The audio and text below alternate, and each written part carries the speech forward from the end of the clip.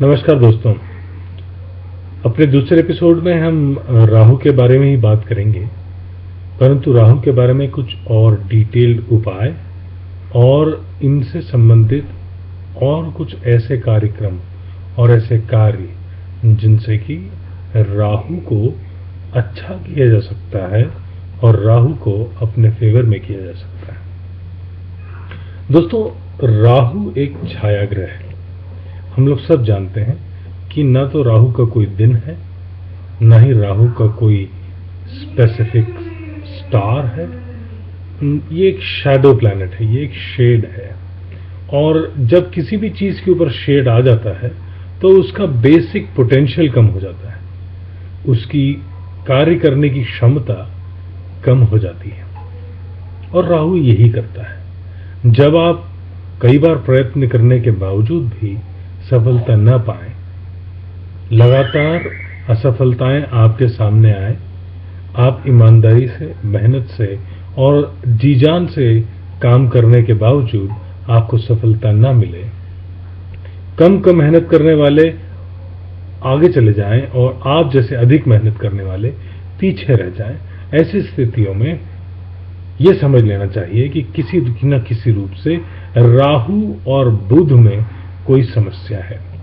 राहु की बात करें, राहु की भी समस्याएं इसी तरह से होती हैं। राहु के बड़े सरल से उपाय हैं कि राहु अगर आपका खराब है तो कृपया किसी भी श्वान को, किसी भी कुत्ते को मारे नहीं, परेशान नहीं करें।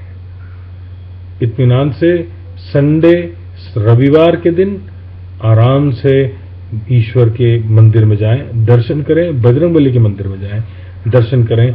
शनिवार को शनि मंदिर में जाएं और उनको नमस्ते करें, सब भला हो जाएगा। प्रयत्न करें, जितना सात्विक जीवन जिएं उतना ही जीवन अच्छा होगा। यदि आपका राहु खराब है तो राहु खराब होने पर तंबाकू का सेवन कतई ना करें। मांस मदिरा का सेवन भी वर्जित है। अंडा विशेष तौर पे न खाएं। प्रयत्न ये करें कि आप किस शनि महाराज की सेवा करते रहें, शनि मंदिर जाएं, शनिवार को व्रत रखें, रविवार का व्रत रखें चाहे तो। राहु का दिन रविवार होता है, पक्की दोपहरी का समय राहु का समय होता है, परंतु संध्या काल रविवार के दिन राहु के सारे कार्य किए जाते हैं। राहु आपके लिए अगर शुभ कार्य नहीं है तो आपको इत्मीनान से शनि महाराज की सेवा में लग जाना चाहिए या बजरंगबली की सेवा में लग जाना चाहिए। राहु और केतु शनि के अधीन है। शनि के यदि पीछे होता है तो व्यक्ति एक फॉलोअर होता है, शनि के आगे होता है तो व्यक्ति एक राजा होता है।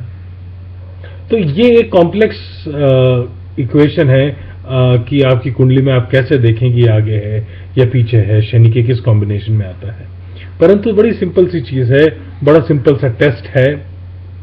यदि आपके घर में कंटिन्यूअसली टैप लीक करते हो, आपके घर में वॉल की सीलिंग्स लीक करती हो, या आपके वॉल में डैम्पनेस रहती हो, आप कितने भी प्रयत्न कर लें किसी न किसी रूप में आपकी वॉल पे डैम्पनेस रहेगी। अगर कॉन्स्टेंटली ऐसा हो रहा है तो आपको यह समझ लेना चाहिए कि आपका राहु खराब है। सिंपल उपाय, आप स्वच्छता मेंटेन करें घर के अंदर। कपड़े जो कि धुलने के होते हैं उनको एकत्रित होने ना दें, समय समय पर उनको आप क्लीन करते रहें। 2 से ज्यादा जोड़ी कपड़े कहीं भी एकत्रित होना आपके राहु के खराब होने का क्लियर इंडिकेशन है। मन में लड़ाई और द्वेष अक्सर जागते रहना आपके लिए राहु का इंडिकेशन है। आपको स्वस्थता, मनस्वस्थता की आवश्यकता होती है, परंतु मिलेगी नहीं। किसी न किसी कारणवश आपको ये सब चीजें परेशान करती रहेंगी। घबराने की कोई बात नहीं है। आपको करना सिर्फ इतना है कि आप शनिवार के दिन या मंगलवार के दिन बजरंगबली के मंदिर जाएं या शनि महाराज के मंदिर जाएं और उनसे प्रार्थना करें। राहु प्रार्थना से मान जाते हैं। सरल देवता है, सरल प्लैनेट है, देवता तो नहीं, असुर हैं, तो बड़े आसानी से मान जाते हैं। और इनके साथ आपको एक काम ये करना चाहिए कि अगर आपको ऐसा लग रहा है कि और भी कष्ट हो रहा है, तो आप 108 की माला रोज करें। ओम ब्राम ब्रीम ब्रोम स राहवे नमः। एक बार फिर से सुन लें, ओम ब्राम ब्रीम ब्रोम स राहवे नमः। इस मंत्र का जाप 108 बार रोज सुबह करें। स्नान के पश्चात बजरंगबली को नमस्कार करें, शनि महाराज का ध्यान करें, आपका भला होगा। इन सब के ऊपर प्रार्थना ही श्रेष्ठ है। प्रार्थना करें, प्रार्थना ही सत्य है। अगले एपिसोड में हम केतु के बारे में बात करेंगे। तब तक के लिए धन्यवाद।